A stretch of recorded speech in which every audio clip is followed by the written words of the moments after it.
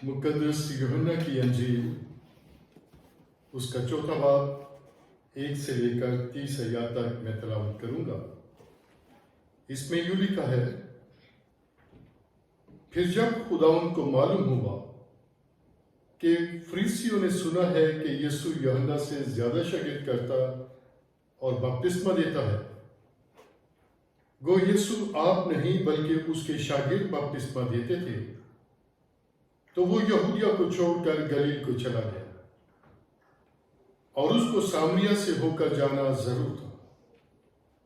बस वो सामरिया के एक शहर तक आया जो सुखार कहलाता है और उस कता के नजदीक है जो याकूब ने अपने बेटे यूसुफ को दिया था, और याकूब का कुआं वहीं था।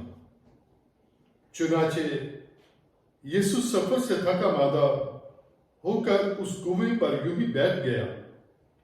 ये 6 घंटे के करीब था। सामरिया की एक औरत पानी भरने आई। यीशु ने उससे कहा, मुझे पानी पिला, क्योंकि उसके शागिर्द शहर में खाना मूल लेने को गए थे। उस सामरी औरत ने उससे कहा कि तू यहूदी होकर मुझ सामरी औरत से पानी क्यों मांगता है? क्योंकि यहूदी सामरियों से किसी तरह का बर्ताव नहीं रखते। यीशु ने जवाब में उससे कहा, अगर तू खुदा की बख्शिश को जानती और ये भी जानती कि वो कौन है जो तुझसे कहता है मुझे पानी पिला, तो तू उससे मांगती और वो तुझे जिंदगी का पानी देता। यीशु ने उससे कहा, औरत ने उससे कहा, आए खुदावंद, तेरे पास पानी भरने को तो कुछ है नहीं और कुआं गहरा है, फिर वो जिंदगी का पानी तेरे पास कहां से आए? क्या तू हमारे बाप याकूब से बड़ा है, जिसने हमको ये कुआं दिया और खुद उसने और उसके बेटों ने और उसके मवेशी ने उसमें से पिया? यीशु ने जवाब में उसे कहा, जो कोई इस पानी में से पीता है वो फिर प्यासा होगा, मगर जो कोई उस पानी में से पिएगा जो मैं उसे दूंगा वो अब तक प्यासा ना होगा, बल्कि जो पानी मैं उसे दूंगा वो उसमें एक चश्मा बन जाएगा जो हमेशा की जिंदगी के लिए जारी रहेगा।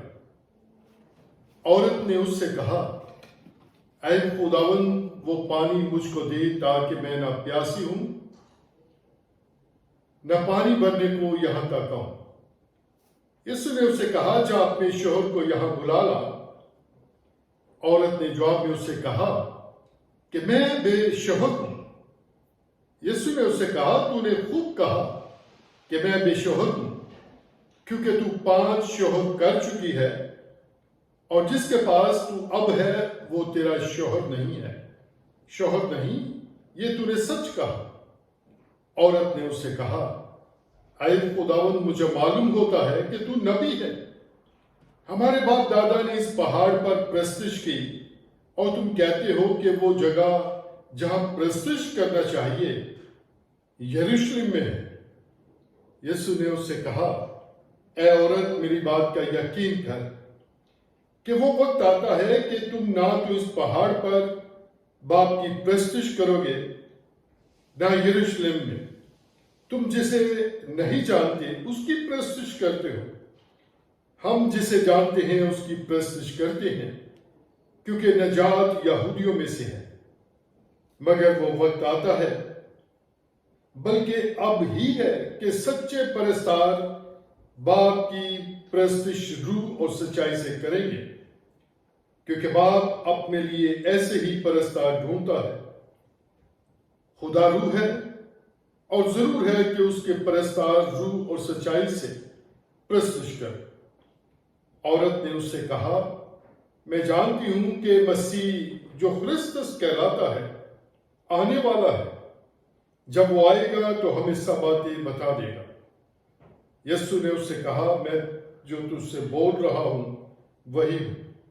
इतने में उसके शागिर्द आ गए और ताज्जुब करने लगे कि वो औरत से बातें कर रहा है। तो भी किसी ने ना कहा कि तू क्या चाहता है या उससे किस लिए बातें करता है। बस औरत अपना घड़ा छोड़कर शहर में चली गई और लोगों से कहने लगी, आओ एक आदमी को देखो जिसने मेरे सब काम मुझे बता दिए। क्या मुमकिन है कि मसीह यही है? वो शहर से निकलकर उसके पास आने लगे। पाक कलाम के पढ़े और सुने जाने पर खुदा उनकी तमजीद हो। आए हम अपने सरों को खुदा उनके हुजूर झुकाएं, उसकी प्रेजेंस के लिए अपने दिलों को खोलें और पाक रूह की 19 को महसूस करें। कादर मुतलिक आसमानी बाप, मसीह यीशु में हमारे जिंदा आसमानी बाप, आपकी तारीफ, आपकी शुक्रगुजारी करते हैं जो आज फिर आपने हमें दूर दराज से इकट्ठे करके अपने घर में जमा होने के लिए, अपने सुंदर चरणों में इकट्ठे होने के लिए गहरा फजल बख्शा, ताकि हम मिलकर आपकी तारीफ करें, आपकी शुक्रगुजारी करें। क्यों? हम जानते हैं कि आसमानों पर आपके बुजुर्ग मुकद्दसीन और सराफीम हर वक्त आपके बुजुर्ग नाम को जलाल जलाल हालेलुया पुकारते हैं, और ईमान है कि आपके खून खरीदे जो इस जमीन पर है वो भी आपकी शुक्रगुजारी में अपने सर को झुकाए रहते हैं। ऐ बाप, मैं आज के दिन नहायत शुक्रगुजार हूं, खासकर आपके खादिम पास्टर राजन गंडामल के लिए, जिन्होंने खुदावंद आज की इस इबादत का एहतमाम किया और हम सबों को यहाँ पर आने के लिए दावत दी, ताकि हम जिंदगी की बातें, कलाम की वो बातें जो खुदावंद अब आप हमें अपने खादिम के वसीले हम तक पहुंचाना चाहते हैं, उनको सुने, उन पर गौर करें और उस कलाम के वसीले से 30 गुना, 60 गुना और 100 गुना फल लाकर आप यीशु नाम को इज्जत और जलाल दें। मिन्नत करते हैं आज का कलाम हम सबों के लिए भाई से बरकत ठहरे। सुनने वाले कान आए खुदावंद आज यीशु नाम से खुल जाए और आज का कलाम दिलों पर नक्श हो जाए। प्यारे यहोवा पाक खुदावंद, बख्श दीजिए कि आइंदा को जब हम इकट्ठे हों तो हम थोड़े नहीं बल्कि बहुत सारे लोग हम में आ मिले और हम मिलकर एक जमात की सूरत में आपकी तारीफ, आपकी हम करने वाले हों। मसीह यीशु के जलाली और बुजुर्ग नामे मांगते हैं, आमीन। एक छोटी सी अनाउंसमेंट है जो मैं आपको बताना चाहता हूँ। अरबोगा का आपने नाम सुना और अब्रू से तकरीबन 40 किलोमीटर के फासले पर है। अगर आप स्टॉकहोम की तरफ जाएं, उस शहर पिंक शिरका में, अरबोगा पिंक शिरका में एक कॉन्फ्रेंस का एहतमाम किया गया है जो कि 13 अगस्त को होगी। सैटरडे का दिन है, 13 अगस्त सैटरडे, दोपहर 2 बजे उसको हम शुरू करेंगे और शाम 6 बजे तक वो कंटिन्यूली रहेगी। और उसके बाद फिर रफाकत और शराकत यानी कि रफाकती खाना भी होगा। तो मेरी आप सबसे दरख्वास्त है कि आप वहाँ पर आते, लेकिन जैसा पास्टर जी ने कहा कि ऑलरेडी उनका प्रोग्राम चर्च का कहीं से पहले कमिटेड है तो वो फिर वहाँ पर जाएंगे। लेकिन जो आ सकते हैं, मेरी आप सबको दावत है, या जो सुन रहे हैं वो आए और हमारे साथ मिलकर इस इंटरनेशनल कॉन्फ्रेंस में शमूलियत करें, ताकि हम मिलकर सीखेंगे, खुदा उनकी इस्ताइश करेंगे और उसकी इबादत करेंगे। Thank you very much pastor.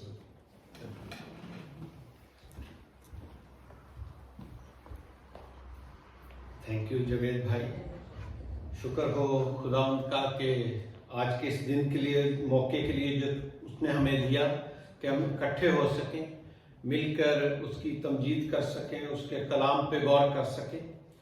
तो आप लोग जो हमारे साथ नेट से सुनेंगे इस इबादत को, आप भी खुशामदीद हैं, आपका स्वागत है।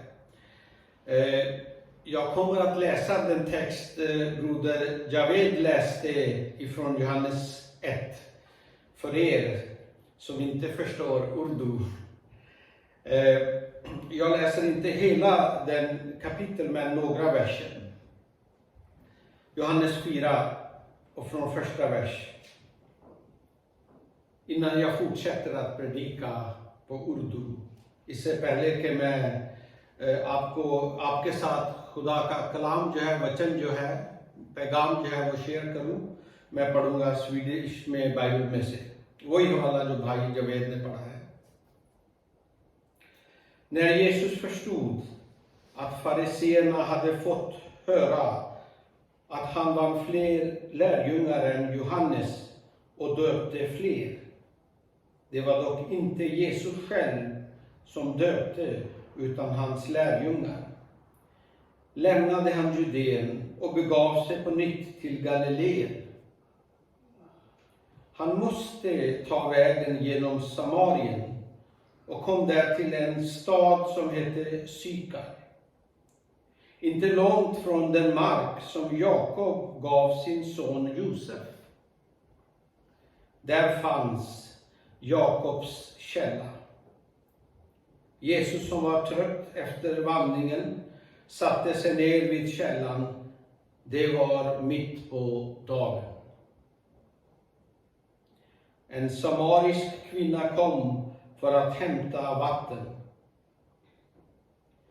Jesus sade till henne: ge mig något att dricka. Lärjungarna hade nämligen gått bort till staden för att köpa mat. Samariskan sade: hur kan du, som är jude, be mig om vatten? Jag är ju samarisk kvinna. Judarna vill inte ha något med samarierna att göra.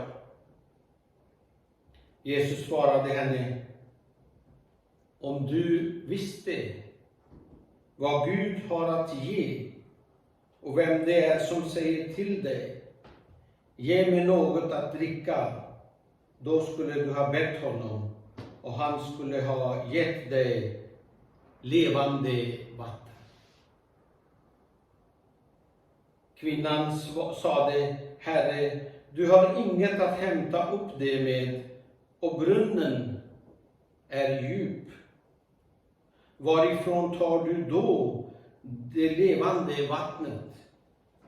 Skulle du vara större än vår fader Jakob, som gav oss brunnen och själv drack ur den, liksom hans söner och hans budskap? Jesus svarade: den som dricker av det här vattnet blir törstig igen.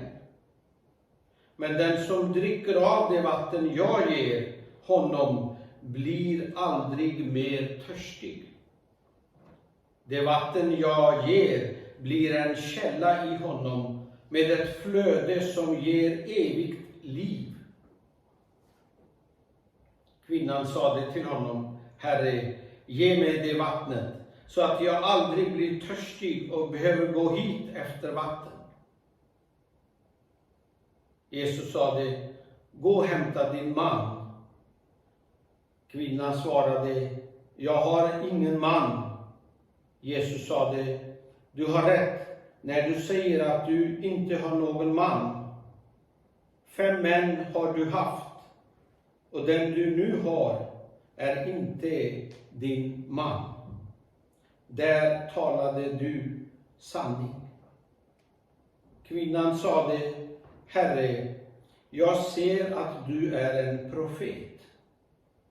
Våra fäder har tillbett Gud på det här berget, men ni säger att platsen där man ska tillbe honom finns i Jerusalem. Jesus svarade: tro mig, kvinna, den tid kommer då det varken är på det här berget eller i Jerusalem som ni ska tillbe Fadern. Ni tillber det som ni inte känner till. Vi tillber det vi känner till, eftersom frälsningen kommer från judarna. Men den tid kommer Ja, den är redan här, då alla sanna Guds tillbedjare ska tillbe Fadern i ande och sanning. Ty så vill Fadern att man ska tillbe honom. Gud är ande, och det som tillber honom måste tillbe i ande och sanning. Kvinnan sade: jag vet att Messias kommer, alltså den smorde, och när han kommer skall han låta oss veta allt. Jesus sade till henne: det är jag, den som talar till dig. Amen. Jag kommer att förklara predikan som jag håller i hindi-urdu senare, en kortad version på svenska också. Men just nu så kommer jag att predika på hindi-urdu. Och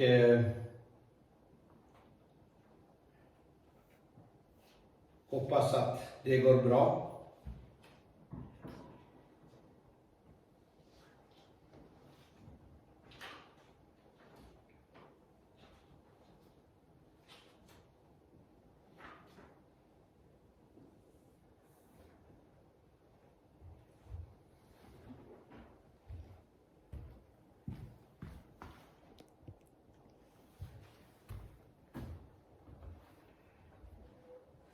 आपने आज का जो हवाला था खुदावंद के कलाम में से सुना, यूहन्ना की इंजील उसके 4 बाब में से, जो उस सामरी औरत के बारे में बताती है जो रोज पानी भरने याकूब का जो कुआं था सामरी में, वो आज भी है, आज भी उसमें पानी है। अगर आप इस्राएल जाएंगे, समरिया जाएंगे तो वहाँ पे वो कुआं मौजूद है। उस ज़माने में लोग पानी भरने रोज जाते थे, टूटी में पानी नहीं आता था या नल नहीं लगा होता था हर घर में। दुनिया में आज भी बहुत सी जगह ऐसी हैं जहां आज भी लोगों को पानी लेने दूर तक जाना पड़ता है और पानी ढो के घर लेके आना पड़ता है। खाना तो हम रोज 3 टाइम खाते हैं, लेकिन जिंदगी की भूख उस खाने से मिटती नहीं है। पानी हम हर वक्त पीते हैं, लेकिन जिंदगी की जो प्यास है वो उस पानी से बुझती हुई नजर नहीं आती। ये हम नोट करते हैं अपने जीवन में। कहने का मतलब ये है कि हम खाते हैं, पीते हैं, लेकिन संतुष्टि हम जिंदगी में मुतमिन नहीं है, संतुष्ट नहीं है, राजदे नहीं है। और ये एक बड़ा सवाल है कि हम अपने जीवन को, अपनी जिंदगी को संतुष्ट कैसे करें। किवें करिए कि ऐसी महसूस करिए कि रज गए हैं। रोटी से तो खा के पेट भर जाता है, पानी पी के प्यास बुझती है जिस्म की, लेकिन जिंदगी की जो भूख और प्यास है वो ना तो पानी से बुझती है और ना जो खुराक हम जिस्म के लिए खाते हैं रोटी, उससे बुझती है। तो कैसे हम अपने जीवन को जो है वो तृप्त, जो है संतुष्ट जो है वो कर सकते हैं। और इस सवाल का जवाब, उत्तर जो है वो हमें सिर्फ प्रभु यीशु देते हैं।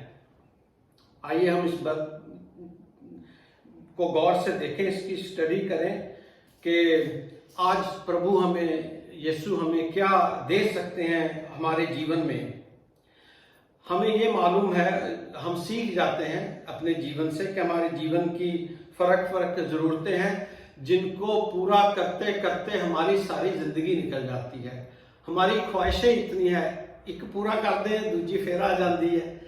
वो ख्वाहिशें ख़त्म नहीं होती हैं और आती रहती हैं। हम कितना भी जोर लगा लें, हमें महसूस होता है कि हम जीवन में संतुष्ट नहीं हैं, ज़रूरतों को पूरा करते हैं।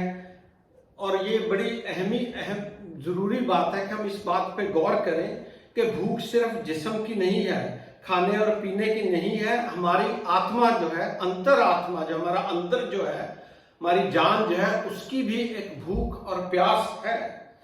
और हमें इस बात पे भी गौर करना आज के इस मॉडर्न ज़माने में, टाइम में, और उसको वक्त देना बहुत ज़रूरी है कि हम अपनी आत्मा की भूख और प्यास जो है उसको कैसे मिटाएं और कैसे तृप्त हो सकें।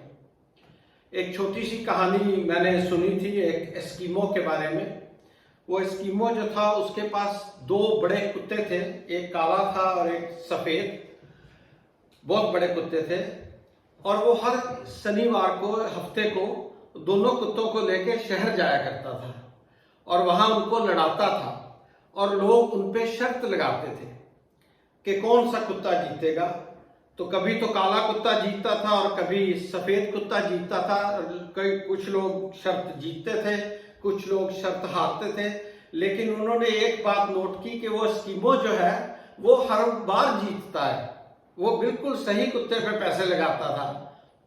तो एक बार उसके एक दोस्त ने उसको पूछा कि हम तो कभी हार जाते हैं शर्त, कभी जीत जाते हैं, लेकिन हमने देखा कि आप तो हर बार ही जीत के पैसे बटोर के यहाँ से चलते होते हो, क्या राज है, क्या बात है, क्या वजह है?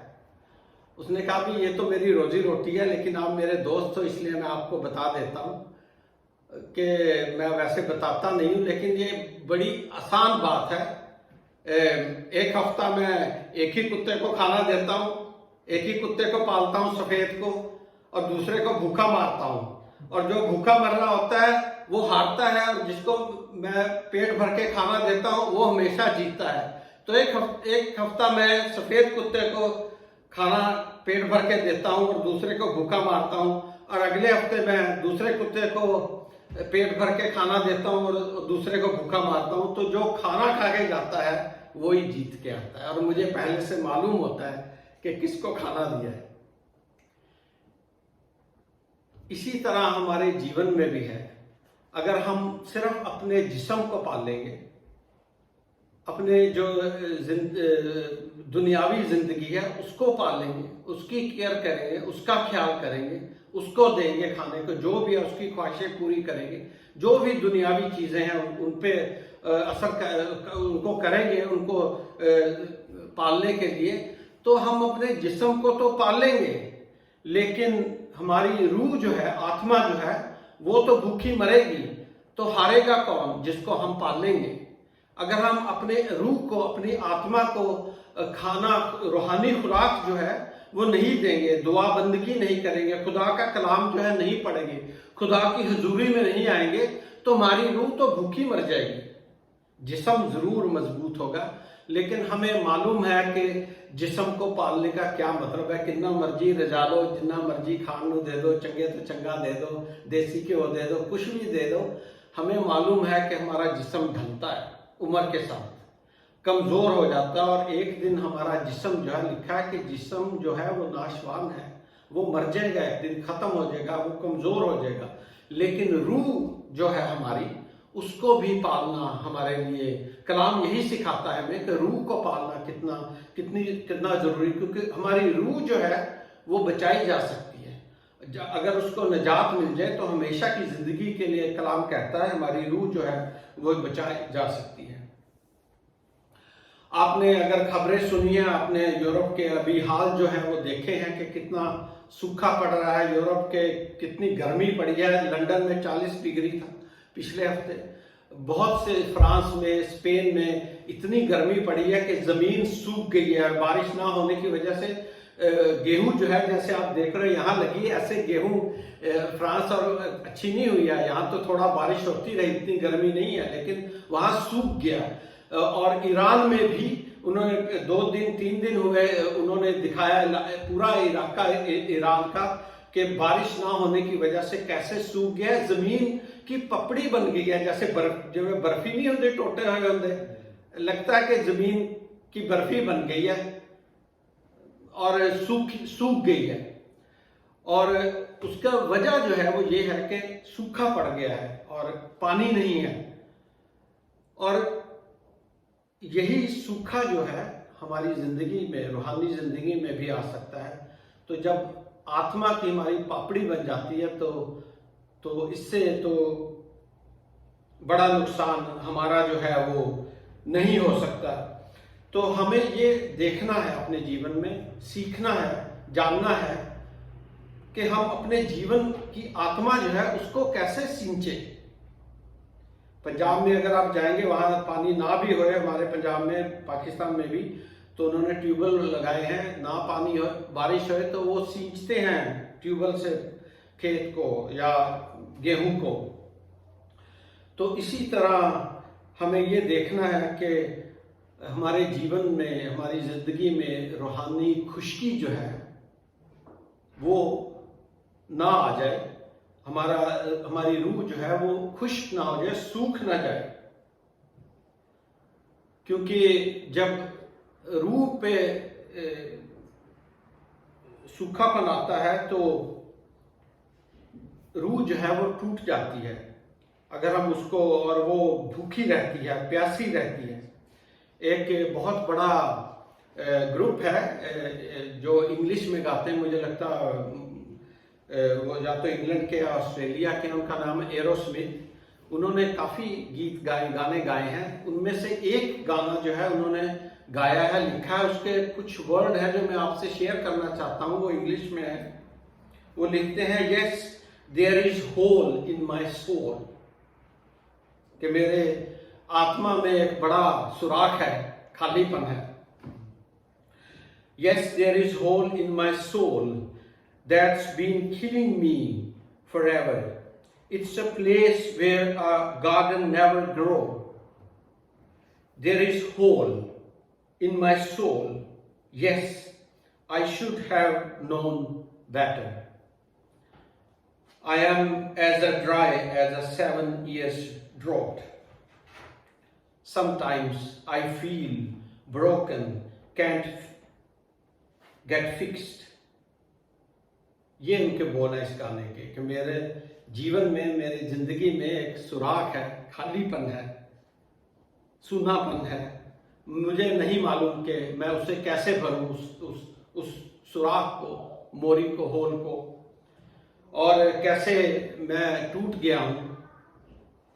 जब हम आज का जो हवाला है उसको देखते हैं तो कलाम हमें ये बताता है कि यीशु समारिया में से होके गुजरे, और वो याकूब का जो कुआं था, जो आज भी वहां मौजूद है, वहां बैठ गए थक के। लेकिन वो क्यों बैठे, ये कलाम बताता है, उनको मालूम था कि एक औरत जो टूटी हुई है, जिसका जीवन खाली है, सूखा हुआ है, जिसकी रूह, जो आत्मा जो है वो बिल्कुल सूख चुकी है, खाली है, और अंदर से वो टूट गई है। वो अपने जीवन से संतुष्ट नहीं है, मुतमीन नहीं है, सेटिस्फाइड नहीं है, उसके जीवन में स्पिरिचुअल सेटिस्फैक्शन जो है वो नहीं है। इसलिए वो बैठ के उसके इंतजार में कि जब वो आए तो उससे बात करें, उसको जीवन, जिंदगी का पानी जो है, जल जो है वो दे पीने को, कि उसका सूखापन दूर हो, उसकी आत्मा, उसका जीवन जो है वो तृप्त हो। बड़ी अजीब बात है कि वो औरत उस समय में तो ये था कि आपने तो घड़ा देखा होगा, अभी तो फ्रिज आ गया इंडिया में। जब हम छोटे थे इंडिया में इतने फ्रिज नहीं होते थे, ना पाकिस्तान में सुराही होती थी मिट्टी की, और पानी जो था लोग गर्मी में सुराही में भरते, या घड़ा जिन्होंने पंजाबी से कहते, घड़े च रखते सी या सुराही में, और उसको पानी से भरते थे। वो पानी सुराही में ठंडा रहता था और उसको पीते थे। तो रोज पानी लेने जाना पड़ता था, घर पे पानी नहीं आता था। अगर आपके पास नलका अपना घर पे है, हमारे घर में था, या ट्यूबवेल है, तो पानी तो था, नहीं तो लेने जाना पड़ता था। अजीब बात यह है कि वो औरत जो थी, सामरी औरत, वो रोज पानी, खाली घड़ा लेके आती थी याकूब के कुएं पे। अपना घड़ा जो था वो रोज पानी से भरती थी। वो घड़ा जो था वो भर के पानी से लेके जाती थी, लेकिन वो रोज अपनी जो खाली आत्मा थी, रूह थी, उसको लेके वापस घर जाती थी। वो भरी नहीं होती थी। और यीशु वहां बैठे हैं इसलिए कि वो औरत, उनको मालूम था वो आएगी। यीशु को मालूम था कि वो कौन थी, कौन है, उसकी जिंदगी कैसी है, उसकी जिंदगी में क्या जरूरत है, उसकी जिंदगी में क्या कमी है, यीशु को मालूम था। और इसीलिए, इस वजह से यीशु वहां बैठा था कि उसे बताए। और बातचीत में जब यीशु ने उससे कहा है कि तू मुझे कुछ पीने को दे, तो उसने कहा है कि तू तो यहूदी है, मुझसे क्यों पानी मांगता है। और इंडिया में, पाकिस्तान में आज भी बहुत सी जगह ऐसी हैं जहाँ छोटी जाति के लोगों को बड़ी जाति के लोगों के कुएं से पानी नहीं भरने की इजाज़त, पीने की नहीं इजाज़त। और यीशु जो यहूदी था, वो जात पात वहाँ भी था, तो उसने कहा भी आप तो यहूदी हो, आप कैसे पियोगे, मैं पानी दूंगी। तो यीशु ने कहा अगर तुझे मालूम होता कि मैं कौन हूँ तो तू मुझसे मांगती और मैं तुझे जिंदगी का पानी देता। वो पानी जो जिंदगी की प्यास को बुझाता है, तृप्त करता है हमारे जीवन को, वो यीशु ये कहते हैं कि मेरे पास है देने को। और आपने कलाम में से सुना कि किस तरह से पूरी जिंदगी हमारी अपनी ख्वाहिशों को पूरा करने में लग जाती है, ज़रूरतों को पूरा करने को लग जाती है, यहाँ तक कि ख्वाहिशें ख़त्म नहीं होती, हम ख़त्म हो जाते हैं एक दिन। ख्वाहिशें वहीं पता नहीं ख़त्म होती हैं नहीं होती हैं, लेकिन हम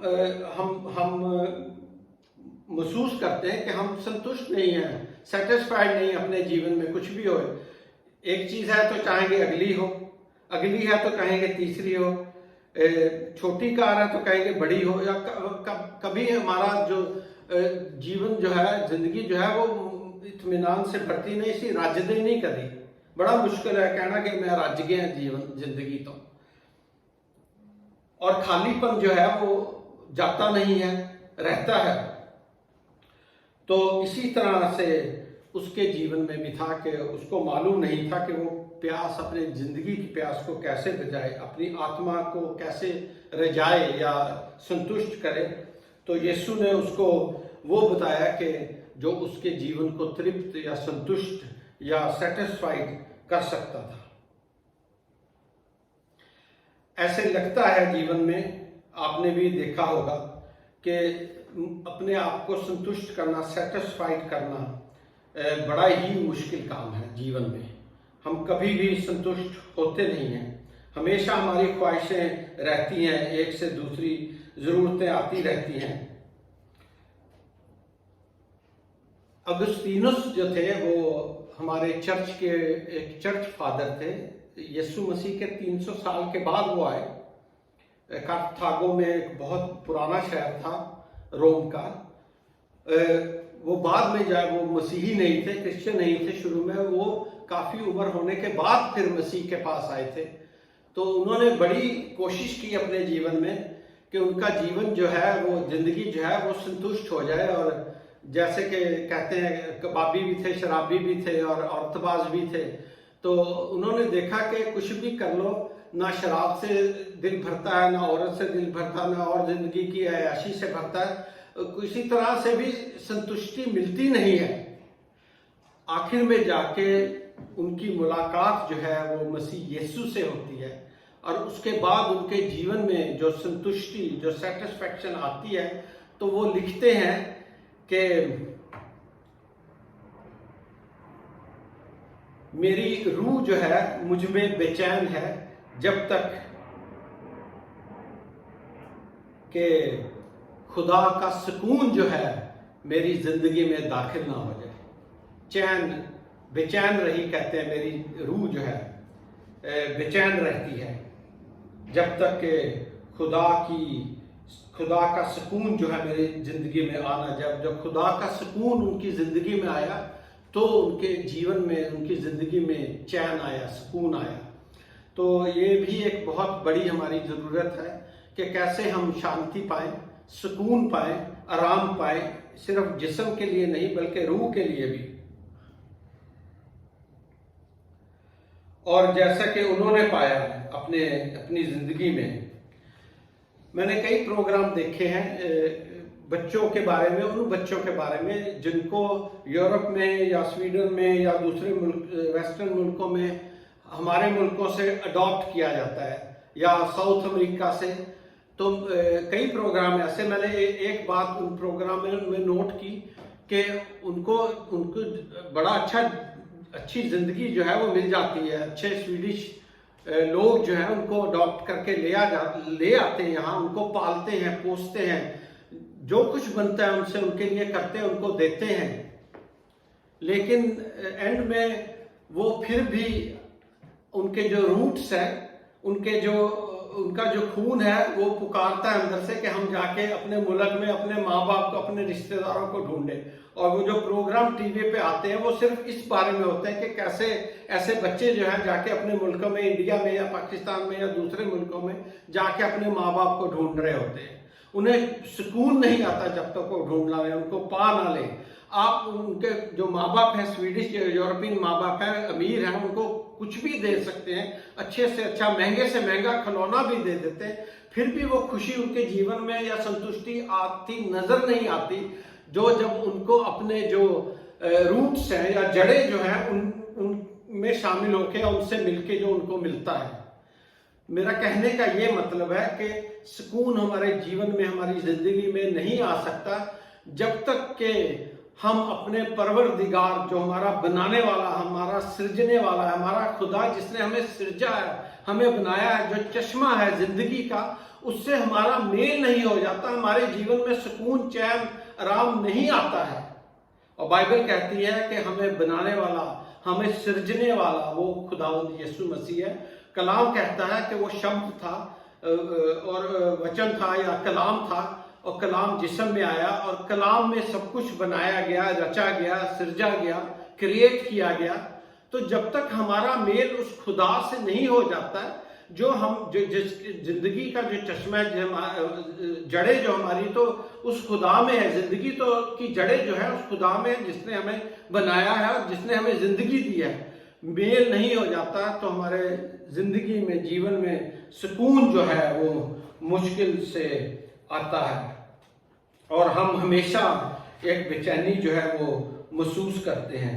लेकिन जब सामरी औरत की मुलाकात प्रभु यीशु मसीह के साथ हुई और उसको पीने को वो जिंदगी का पानी मिला, तो उसकी रूह की, आत्मा की जो बेचैनी थी, सुकून जो था, जो आता नहीं था, वो आया, वो तृप्त हुई, संतुष्ट हुई। क्योंकि जब यीशु उसको कहते हैं कि जा अपने शौहर को ले आ, अपने पति को ले आ, तो वो कहती है कि मेरा कोई पति नहीं है। तो यीशु ने कहा कि आपने सच बोला, 5 पति आप कर चुकी हो और जिसके साथ अब आप रहती हो वो आपका पति नहीं है। तो इस बात का क्या मतलब हुआ? इतनी शादियां कौन करता है?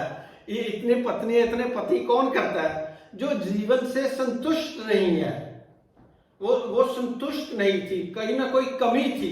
तो यीशु ने बिल्कुल उसको सही पहचाना, उसके जीवन को, कि वो बेचैन थी, संतुष्ट जब तक, तो जब तक हम खुदा से हमारा मेल नहीं हो जाता, जो कि हमारा सृजनहार है, सोता है, चश्मा है जिंदगी का, तब तक हमारे जीवन में जो सुकून है, भूख और प्यास जिंदगी के है, जो वो मिटती नहीं है।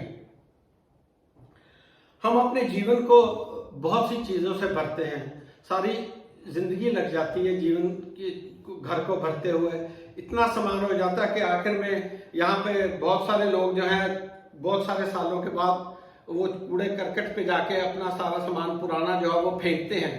तो बड़े शौक से लेते हैं, बड़ा महंगा लेते हैं, लेकिन उनका आखिर क्या, सरकारी जो कूड़ा करकट जमा करने की जगह वहां फेंक के आते हैं। तो क्या मिला फिर? सारी उम्र इकट्ठा किया और फिर भी संतुष्टि या सेटिस्फैक्शन नहीं मिली। तो किस तरह से हम अपनी जिंदगी को भरें?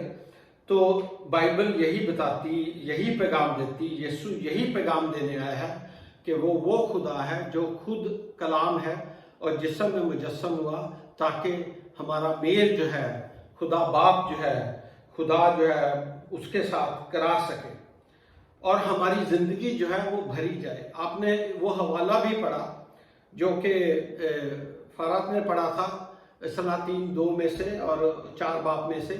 विधवा थी, नबी की, भविष्यद्वक्ता की पत्नी थी, उसका जो पति था वो मर गया था। तो जब वो मर गया तो इनकम का कोई सोर्स नहीं रहा, तो जो कर्जा लिया हुआ था, कर्जई थे वो, जो कर्जा लिया था वो चुका नहीं सकते थे। जब उस जमाने में आप कर्जा नहीं चुका सकते थे तो वो लोगों के बच्चे छीन लिया करते थे। आज भी पाकिस्तान, इंडिया में कई जगह ऐसी जहां ऐसे ही होता है, पट्टे जिथे बच्चे काम कर दें, जहां ईंटें बनाई जाती हैं और जहाँ पे उनके माँ बाप ने कर्जा लिया होता। तो उसने कहा कि कर्जई है तो मेरा पति मर गया है, तो वो तो मेरे बेटों को ले जाएंगे, गुलाम बना देंगे उनको, तो मैं क्या करूं। तो एलीशा नबी था इस्राएल में, उसने कहा कि तेरे घर में क्या है। उसने कहा मेरे घर में तो थोड़ा सा कुप्पी में तेल है। तो उसने एलीशा ने, जैसे आपने सुना, उसको कहा कि जितने बर्तन हैं आपके घर में खाली वो आप जमा कर लो, और अगर कम है तो पड़ोसियों से भी मांग लो, खाली बर्तन घर भर लो और उसमें डालते जाओ। लिखा है कि वो औरत, वो जो चमत्कार था, खुदा ने चमत्कार किया, मौजा किया उसके जीवन में, उसकी जिंदगी में, और उसके जितने खाली बर्तन थे उनको तेल से भर दिया। आज भी तेल बड़ा महंगा है, सस्ता नहीं है, और वो तेल बेच के अपना जीवन जो था, जिंदगी वो गुजार सके। तो आज खुदा, ये प्रभु यीशु मसीह आपको और मुझे यहाँ दावत देता है कि जितना हमारे घर में, हमारी जिंदगी में खालीपन है, खाली जगह है, हम उसके सामने रखें। आज भी वो हमारे जीवन को खुदाई चीजों से, आशीषों से, बरकतों से, सुकून से भरने की ताकत रखता है। अगर हम इस वक्त अपना खाली घड़े जो है, खाली चीजें, खाली जगह जो है हमारे जीवन की, जो भी है वो आप ही को मालूम है, मुझे तो नहीं मालूम। मुझे तो मालूम है मेरे जीवन में या मेरी जिंदगी में क्या खालीपन है।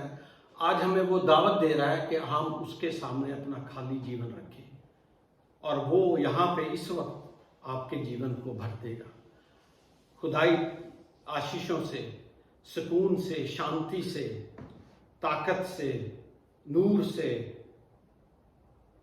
तसल्ली से। ये सब खुदाई चीजें हैं, वो चीजें हैं जिनके बिना हम खुश नहीं हो सकते। मटेरियल की चीजों से हम थोड़ी देर के लिए खुश हो सकते हैं, उसके बाद फिर ऐसे ही होता है।